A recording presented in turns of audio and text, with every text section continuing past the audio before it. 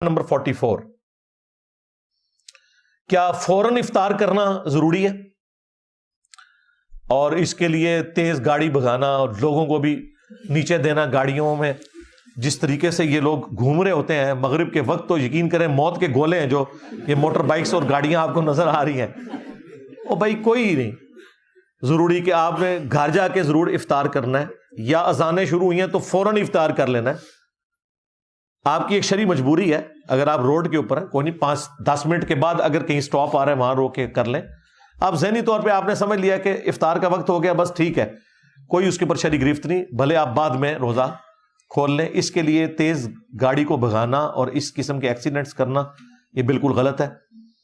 روزہ بہرحال آپ کا کوئی فرق نہیں پڑے گا، وہ روزے کو اتنا لیٹ کرنا کہ ستارے نکل آئیں وہ منع ہے۔ وہ بخاری مسلم میں حدیث ہے، میری امت خیر اور بھلائی پر قائم رہے گی جب تک کہ افطار میں جلدی کرتی رہے گی۔ اب یہ جلدی کون سی ہے؟ کیا 5 منٹ پہلے ہی روزہ کھول لینا ہے جس طرح بعض اہل حدیث حضرات اتنی جلدی روزہ کھول لیتے ہیں؟ نہیں، حالانکہ اہل حدیث کے جو اب دارالاسلام کے اپنے ٹائم ٹیبل ہیں وہ بالکل ٹھیک آ رہے ہیں، ان کے مطابق بھی وہ روزے اپنے خراب کر رہے ہوتے ہیں۔ وہ کوئی 1950 کے ان کے نقشے بنے ہوئے ہیں، اس زمانے میں اتنی کیلکولیشن نہیں تھی تو غلط نقشے بن گئے ہوئے۔ اب تو میتھمیٹیکلی ہر چیز کمپیوٹر سافٹ ویئر میں آپ کے سامنے ہے، اس کو آپ فالو کریں۔ وہ المستدرک للحاکم میں حدیث ہے کہ نبی علیہ السلام نے اس چیز کو منع فرمایا کہ کوئی شخص اتنا روزے کو لیٹ کھولے کہ ستارے نکل آئیں، یعنی بہت زیادہ لیٹ کرنا وہ منع ہے۔ 5-7 منٹ اگر روزہ لیٹ ہو جاتا ہے تو اس میں کوئی شرعی گرفت نہیں ہے، پہلے ہو گیا تو شرعی گرفت ہے۔ وہ المستدرک للحاکم میں حدیث ہے کہ نبی علیہ السلام کو خواب میں یہ منظر دکھایا گیا، اور انبیاء کا خواب جو ہے وہی الہی ہوتا ہے، کہ آپ نے کہا کہ میں نے کچھ لوگوں کو جہنم میں الٹا لٹکے ہوئے دیکھا ہے اور ان کی یہ باچھیں چیری ہوئی تھی اور ان سے خون ٹپک رہا تھا، اور مجھے بتایا گیا کہ یہ آپ کی امت کے وہ لوگ ہیں جو غروب آفتاب سے پہلے ہی روزہ کھول لیا کرتے تھے۔ تو اہل حدیث تو تیار ہو جائیں جی، میں نے ان کو بار بار کہا ہے کہ ان کو بہت زیادہ جلدی ہوتی ہے۔ میں اپنے جیلم شہر میں دیکھ رہا ہوں، آپ شعبان کی آخری مغرب تک دیکھیں، اگر 6:10 پہ مغرب کا وقت ہو رہا ہے نا آج کل شروع، تو ٹھیک ہے آج 29 شعبان ہے، 6:10 پہ مغرب ہو رہی ہوگی اذان، یکم رمضان آئے گا وہ 6:05 پہ اذان دے دیں گے۔ انہیں کہ یار ایک دن میں 5-7 منٹ کا فرق پڑ گیا، جی افطار جلدی کرنا چاہیے۔ بھائی اس طرح کا جو جلدی ہے نا وہ تو آپ کی باچھوں کو ہی چیرے گا اور جہنم کا ایندھن بنیں گے۔ تو احتیاط کریں، لیٹ کھولنے میں کوئی گناہ والا معاملہ نہیں ہے، جلدی کھول لیا تو روزہ بھی گیا اور عذاب کے بھی مستحق۔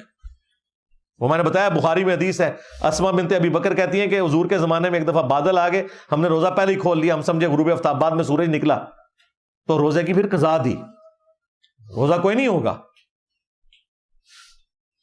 وہ جس ستارے نہیں نکلنے چاہیے، اور ستارے تو مغرب سے پہلے بھی نظر آ رہے ہوتے ہیں۔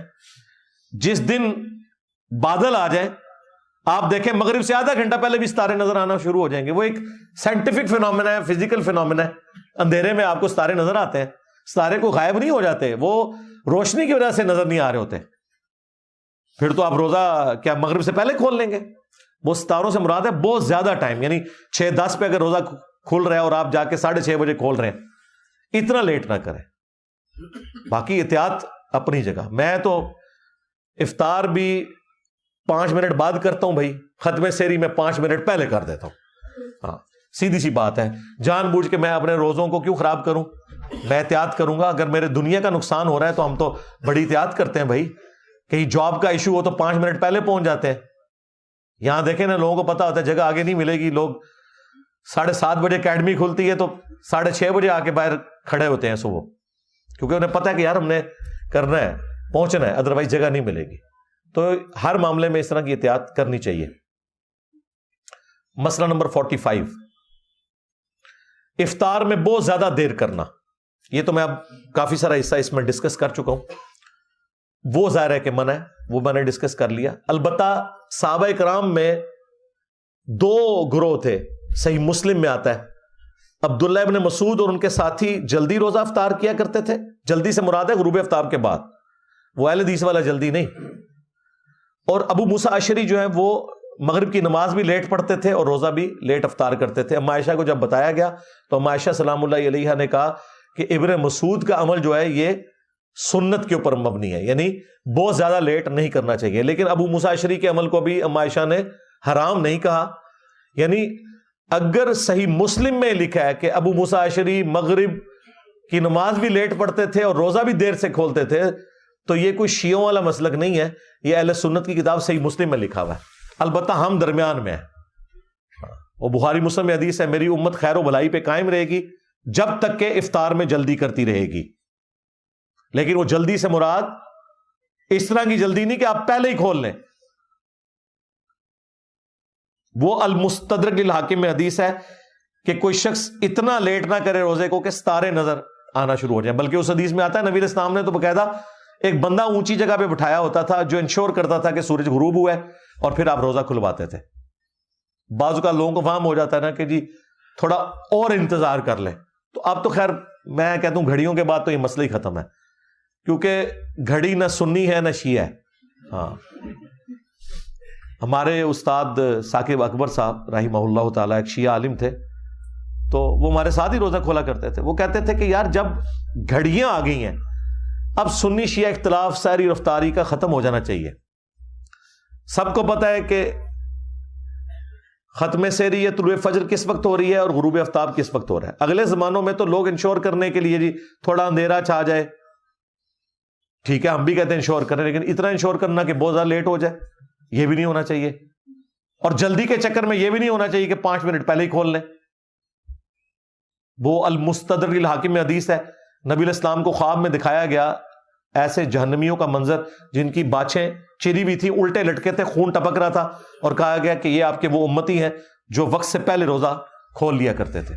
یہ بڑا سینسٹیو مسئلہ ہے. بہت لیٹ کرنا کہ کثرت سے ستارے نظر آئیں وہ تو منع ہے، لیکن 5-7 منٹ کی اگر کوئی احتیاط کرنا چاہتا ہے اس کے اوپر کوئی شرعی گرفت نہیں. وہ صحیح مسلم سے میں نے بتایا ابو موسیٰ اشعری کا یہ عمل ہے، لہذا اسے جھگڑا نہ بنایا جائے. مسئلہ 46، کیا غیر مسلم کے افطار پارٹی میں شریک ہو سکتے ہیں؟ جی ہو سکتے ہیں، کوئی حرج نہیں ہے اگر وہ حلال چیز سے افطار کروا رہا ہے. وائٹ ہاؤس میں امریکہ میں ہر سال مسلمان علماء کی وہ افطاری کرواتے ہیں اور بڑے شوق سے سارے فرقوں کے علماء جاتے ہیں، کر کے آتے ہیں، بشرطے کہ حلال میٹ ہو کوئی حرج نہیں ہے.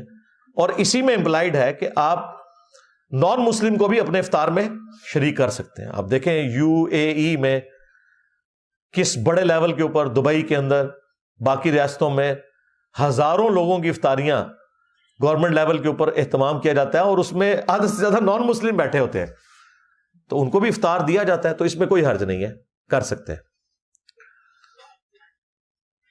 مسئلہ نمبر 47، ایک شخص سعودیہ میں 29 روزے رکھ کے آیا،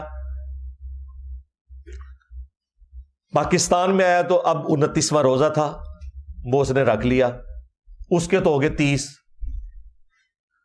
اور پاکستان میں اگلے دن جب 30واں روزہ آیا اس کا ہو گیا 31واں. اب وہ کیا کرے؟ بھائی وہ روزہ نہیں رکھے گا. ہاں وہ بخاری مسلم میں حدیث ہے کہ رمضان کا مہینہ یا 29 کا ہوتا ہے یا 30 کا ہوتا ہے، جو چاند کا مہینہ ہے. اور قرآن میں ہے کہ آپ نے روزوں کی گنتی پوری کرنی ہے، تو گنتی 30 کے بعد پوری ہو جاتی ہے. 31واں روزہ وہ شخص نہیں رکھے گا، لیکن وہ عید بھی اس دن نہیں کرے گا، عید کرے گا مسلمانوں کے ساتھ. البتہ اس دن وہ اعلانیہ لوگوں کے سامنے نہ کھائے پیے، ظاہر ہے وہ تو ایک غلط کام ہو جائے گا. علیحدہ سے بیٹھ کے کھا پی سکتا ہے، اس کی 30 کی گنتی پوری ہو چکی بھی ہے. اس طریقے سے یہاں سے اگر کوئی سعودیہ گیا ہے اور اس کا کوئی روزہ کم پڑ گیا تو بعد میں ایک روزے کی وہ قضا دے گا.